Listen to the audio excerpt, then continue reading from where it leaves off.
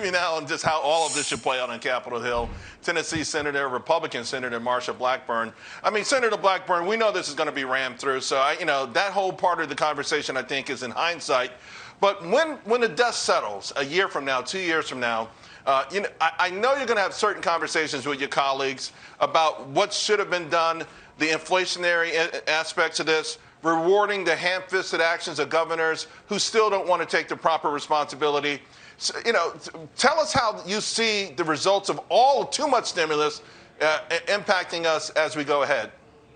Charles, the past is prologue, and look at what happened in the Obama recovery years. They slogged through trying to put more federal money, taxpayer dollars into recovery, and what did they do?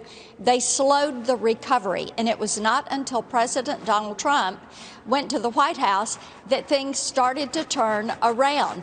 So what they're doing is making things worse. The jobs numbers today, the rate of hiring, you're beginning to see a little bit of wage growth. We do not need to flood the zone with $2 trillion. There are $1 trillion waiting to be spent. They're already appropriated. And this bill that they are trying to force feed on the American public, only 9% of the bill even deals with COVID relief. The rest is for arts, for humanities, for blue state bailouts, for transportation, for loan forgiveness for different groups of people, and for paid leave for federal workers. Yeah, well, it is what it is. I want to go switch topics here to something that you've been passionate about and something a lot of Americans are wondering. You've sent a letter to the NBA Commissioner Adam Silver questioning their dealings with the Chinese state TV, particularly as the rest of the world is recoiling at all of the things revolving around COVID-19, the treatment of Uyghurs and others. Have you heard back from the NBA yet? Haven't heard a word. The NBA is very silent about what kind of agreement they have worked out.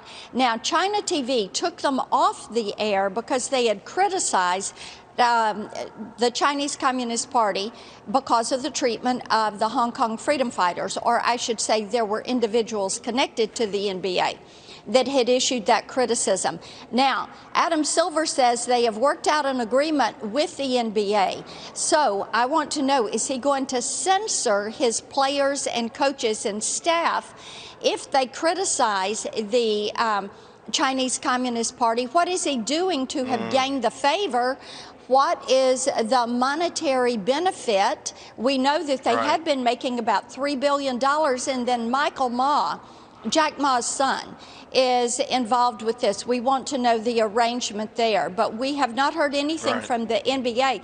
And on top of this, Charles, they're making all of these NBA licensed sporting goods and products there in Xinjiang province, where the Uyghurs are being enslaved and having to make products.